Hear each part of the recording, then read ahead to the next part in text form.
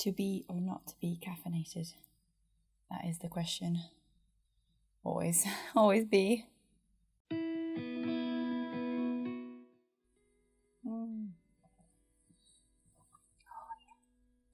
Anyway. Hi everyone, welcome to this video. This is going to be my end of year review, which sounds very official, but it's kind of different when you're your own boss. Although sometimes that makes it harder because we're all harder on ourselves than other people. If you haven't done one of these thought processes before, I highly recommend it. I only did one I think last year, but it was really helpful because I have a really bad memory. And so I end up getting to the end of the day, the end of the week, the end of the month, the end of the year, thinking I haven't actually done anything. I haven't achieved anything. I haven't done anything, and I've wasted all of my time. And that's not quite true. So what I did was last year that I got a spreadsheet going. Last year I had to do it, I think it was like on the 3rd of January because I hadn't been tracking it through the year. And then I made a new one immediately for 2022 and thought, oh, as soon as I finish something, I'll put it into the spreadsheet for sure. For sure, I'm going to do that as it happens. I spent a couple hours yesterday going through my photos and trying to figure out what I actually did this year. But as I mentioned, like a disorganized like photos on my phone and a bad memory means it was a lot of back and forth. I might actually miss something. You beautiful people here on the channel, if you've watched a video of something that I haven't mentioned here, do let me know because it is likely to happen. So I think first I'm just going to go through each item that I make and I made and a little bit about it, how I feel about it. I think is really important.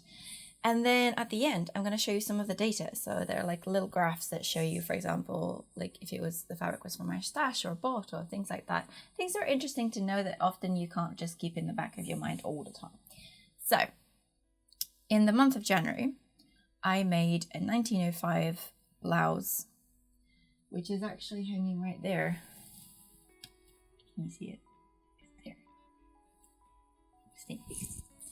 This was for a project that my Patreons voted on. My patrons on Patreon voted last year, which was sometimes I get to the point where I don't really know what big historical costume I'd like to do next because there's so many options.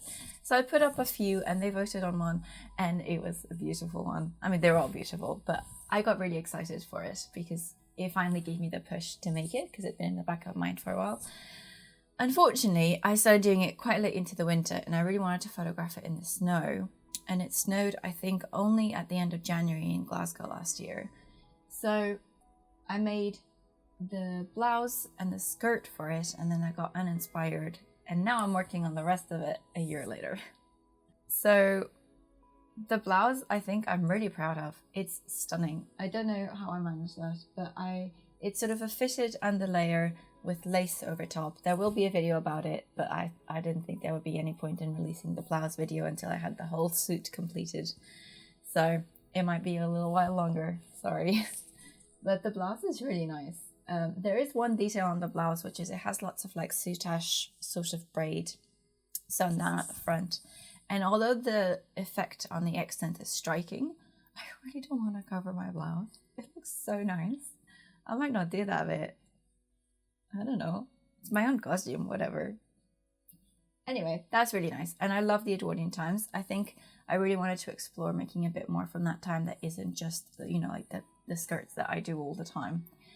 So I'm really happy with that. A little bit more about it. It was half from the stash, half bought because all the lace was bought, but like the structured underlayer and stuff was all just plain cotton from the stash. I love it. And the main fabric is poly because I think the underlayer is actually a poly cotton and then the lace is all synthetic for sure. So yeah, and then in February I made the skirt to go with it. And the skirt is, gosh, I have so many regrets about this skirt. Fabric I bought for it is a beautiful cotton sateen that I absolutely love. But it has been, I think it's meant to be for upholstery or furnishing or something, because there is definitely a finishing on the fabric, which is half the reason I love it, because it gives it real shine.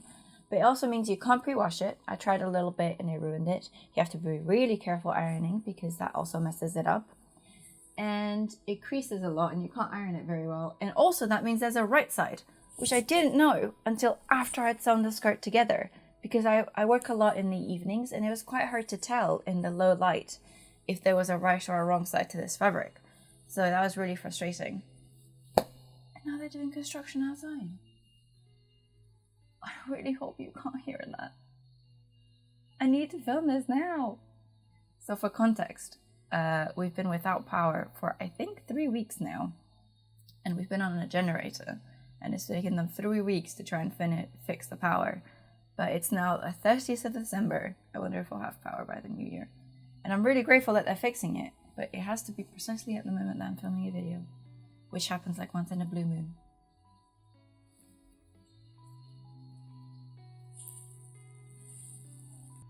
Also, the power on the grid is literally outside my front door.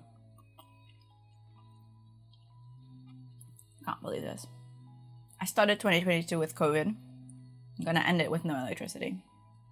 That pretty much sums it up. Oh my god, we're just gonna have to go on. If this bit sounds terrible, I'm sorry. I'll just cut it out. Okay, so the fabric definitely has a right side and a wrong side, and I didn't realize that until after I sewn the skirt. And I was also having a really hard time patterning it because the photos for the skirt are... it's very hard when you're working from an extant garment because it really depends on how they mount it. And I have 2 photos of the same extant travel suit mounted differently, which means the skirt has different volume in both. But I thought it was quite voluminous. And I couldn't figure out how to really cut it that way without it being like a circle skirt. But turns out the Edwardians actually did that. I only found 2 schematics after cutting the skirt that really showed the amount of volume that you can get to the front of the skirt as well by cutting it sort of in a circle. And unfortunately at that point I just had to construct it as it was, and I didn't have enough fabric to redo it. It's still a nice skirt. I think it's still going to look nice. So it is what it is. Regrets. But you know, it's still a nice skirt. The fabric was bought new for this project particularly because of the color, but I really, really love the fabric. I might get it in a different color for a different project. And that was it for February. I was starting to like write my dissertation. No, I wasn't. Why didn't I do much? Why didn't I do more? Okay, whatever. And then, oh yeah, I was ill. I had surgery in February. Oh well. And then in March, I made my Butterick Edwardian skirt. We're on an Edwardian kick this year. And so there's a video about this. I'll link it down below if you're interested. It's where I wanted to test out a true Edwardian pattern, so taken from a contemporary magazine, versus one of the modern sort of commercial pattern Edwardian skirts. I was really happy with both results, and I actually found, to my modern romantic eye, that the Edwardian modern pattern had a very nice style line, very nice, very flattering cut. So I'll be inserting photos. I probably should move over a little bit. Here you go. I'll insert photos on that side. Probably should have thought to do that earlier. And that was it for March. So this is pretty much a make a month from then. Oh, the color, I guess I labeled it as brown, but it's like a brown grey. And it was this suiting that was both, it had elastane, wool and poly. It was like a blend, but it was so affordable. It was so discounted. I bought loads of it, and I made the 2 skirts, and I still have loads left, which I'm hoping to make into maybe a little capelet soon. Keep tuned for that. And that was in March. So then in April, oh, that was productive, I made a dressing gown. So I made a 1940s dressing gown pattern, which I absolutely love. And in the back of my head, I really wanted to make a winter one, but I never got around to it. I made it out of this linen cotton blend, which was bought particularly for the project. I think I would probably make it a touch shorter because the swoop is really nice, but I nearly trip up going up the stairs because I have really steep British home stairs. So yeah, I think that's the only thing I would change about it. Otherwise, it's really comfortable. It was really nice in the summer. Yeah, I really love it. Good video if you want to check that out as well. And then that month I also finished my knitted shawl, which there's a video about, I'll link down below as well. It was my first real foray into knitting that wasn't socks. I'd done one pair of socks by that point and half the other pair. And it was a real adventure. I really enjoy knitting. It takes a long time, but I really love the result. And it is something that's really pleasing to have just with you to do. It's a different kind of craft, a different kind of skill. But I really enjoyed it. And if you're thinking of trying it out, the shawl was my first real big project and I managed it. So I'm sure you'll manage it too if you're interested. And it's something really nice to have around the house and on you that you can wear. So I highly recommend. The yarn was obviously bought for that project and it was a wool. It's 100% wool. It's the kind of really scratchy one. But I had lots of comments on the video telling me that that kind of wool is actually really good. So I'm happy with that. It was the cheapest I could find at the time. So, and then that was April. And then in May, I have my little cheat sheet here because I could not remember all of this. In May, so the way I'm tracking these, by the way, I probably should have opened with that, is they're only logged for the month I finished them. Because often things end up lying around without a button, without a zipper, without a placket, whatever, for weeks. And it's only logged the month I have a finished photo of it. So in May, I finished up an Outlander jacket, skirt, and embroidered stomacher. Those were all in May. I was very productive. God. What was I doing then? I guess not going out of the house. So I finished all of that. There's a video about those elements as well. It was a really nice project. It was all from the stash. Yes, you heard me right. I love that. The green jacket is so cute. I kind of want to make it into a more wearable one if I can make it day to day. Because I just think it's so nice. And I don't really have any lightweight summer jackets.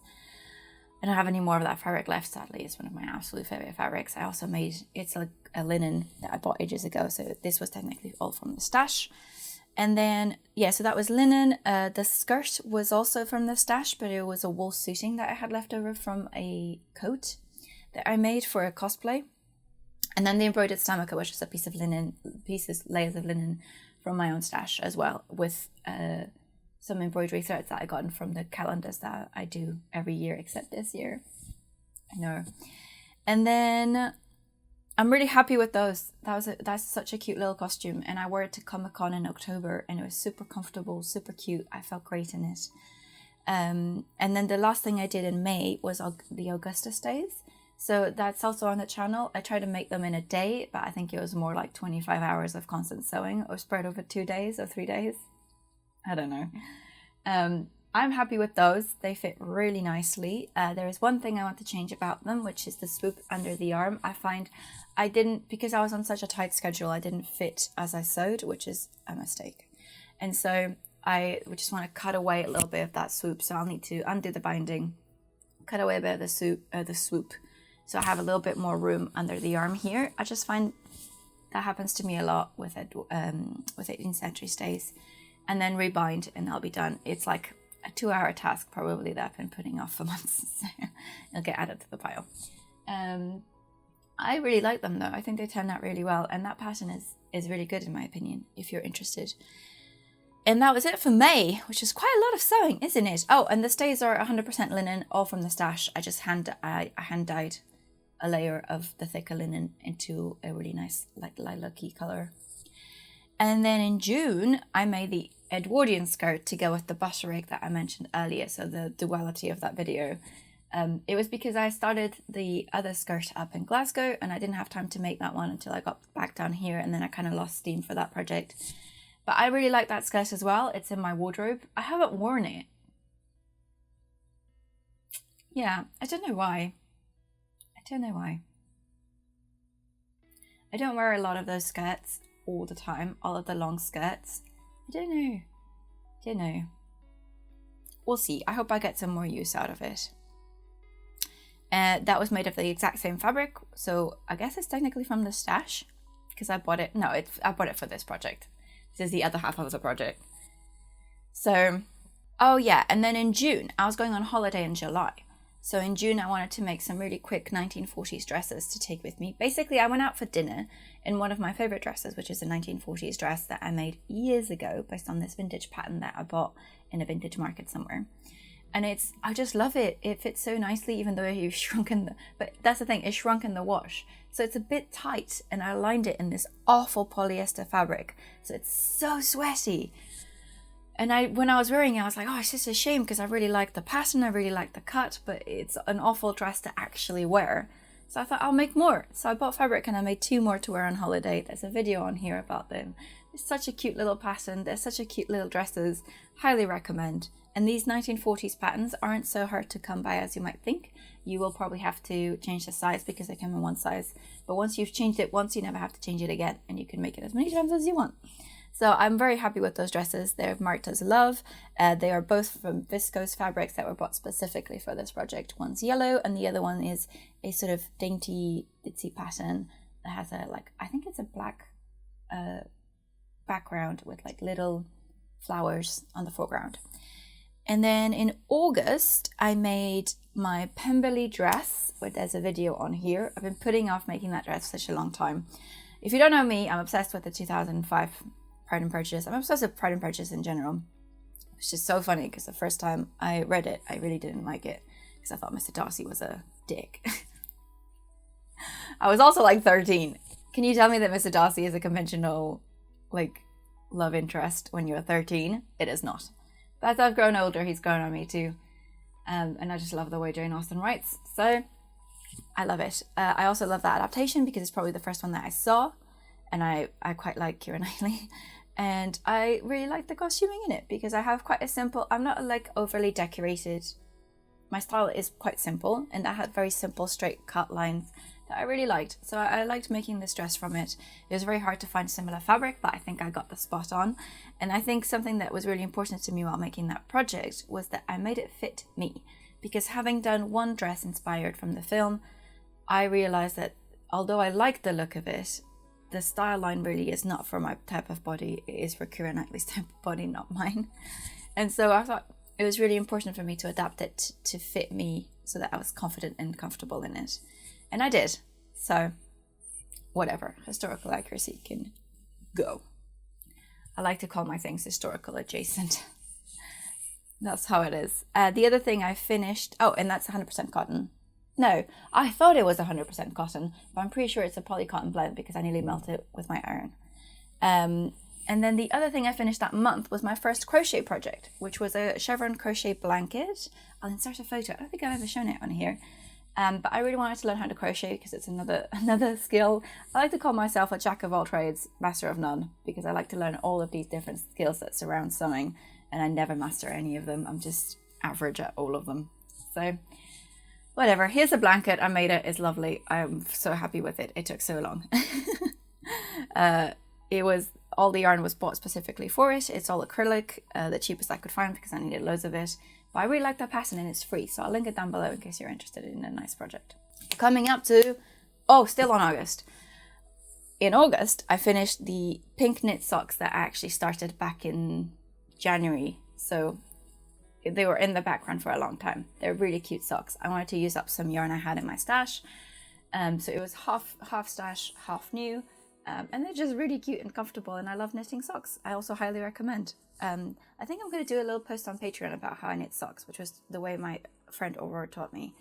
If you're interested in that, head on over there. And then in September, I worked on my cosplay for October, which is my Nina Zenik cosplay. There is no video about it yet because I have no worn footage of this costume, so I need to sort that out still. And the jacket, the coat, the kefta isn't quite finished. So I spent the whole month, I made a vest.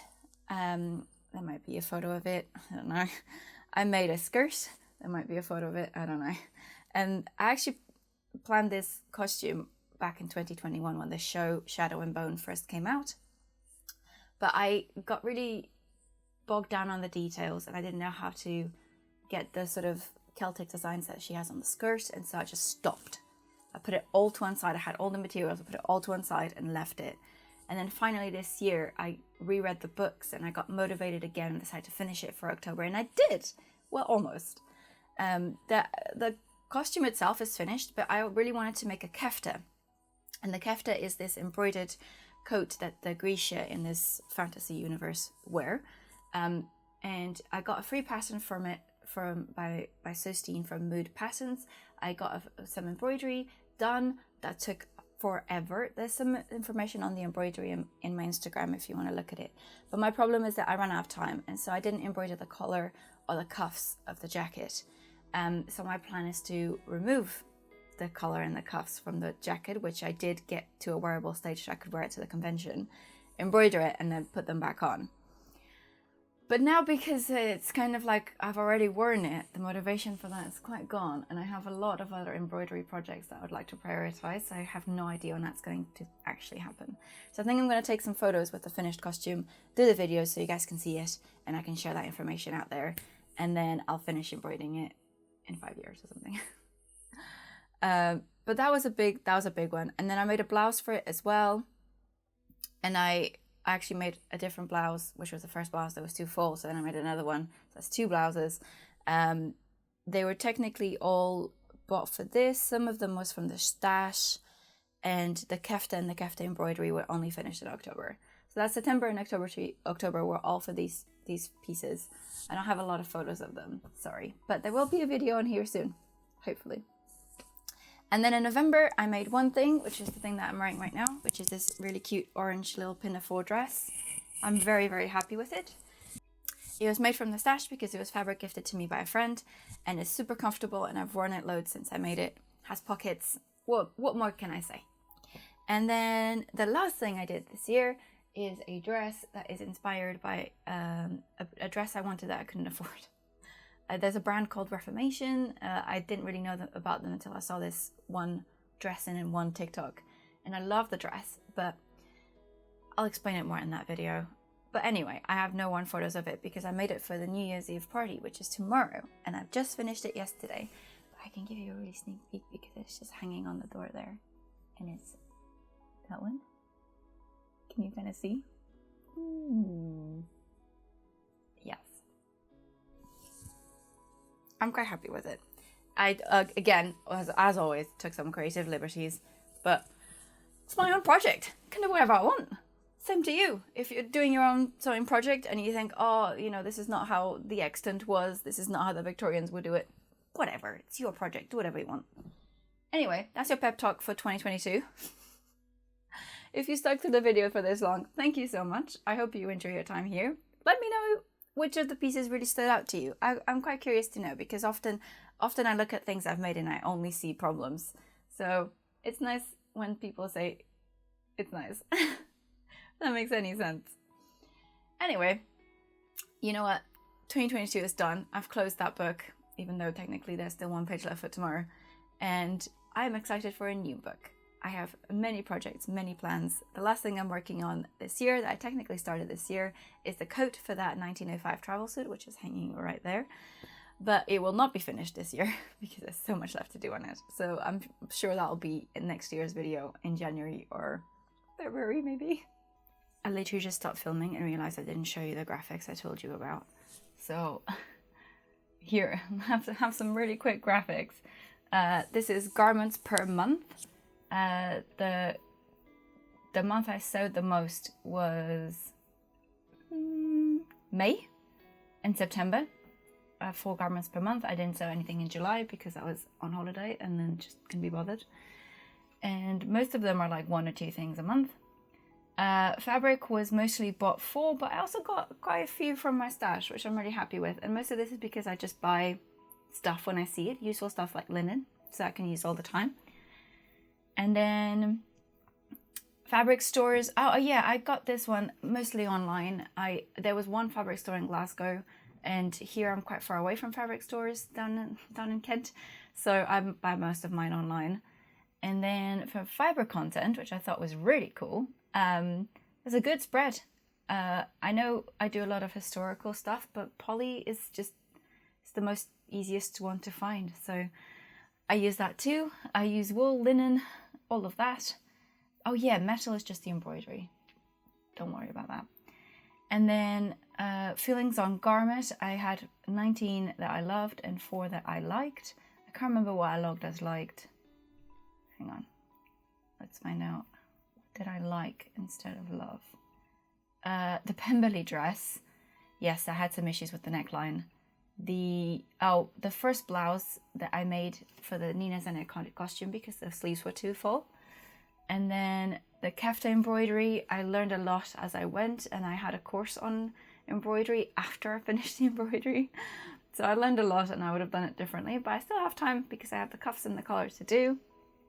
And then the Reformation dress I like because I had to change quite a few things to make it work, and it's not as accurate to the original inspiration as I wanted it to be.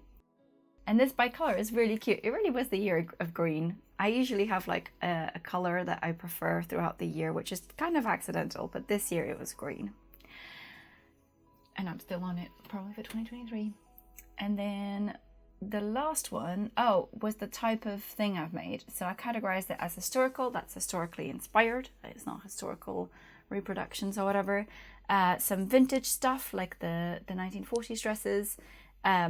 NA is things that just don't, like knitting and stuff that just don't fit into these categories.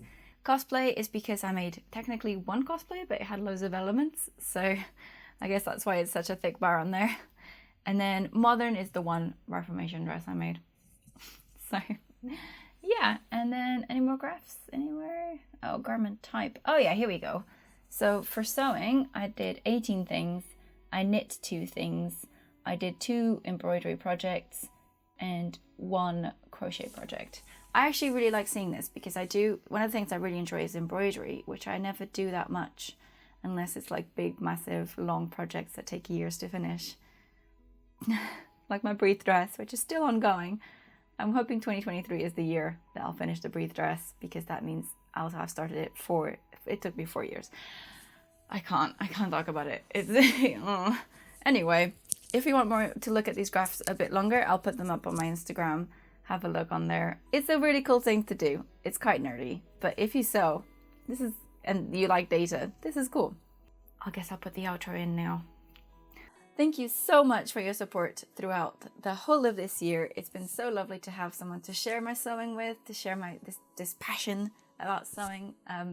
I don't have a lot of friends that sew in real life, but I have lots of friends here. So thank you so much for sticking around. And here's to 2023.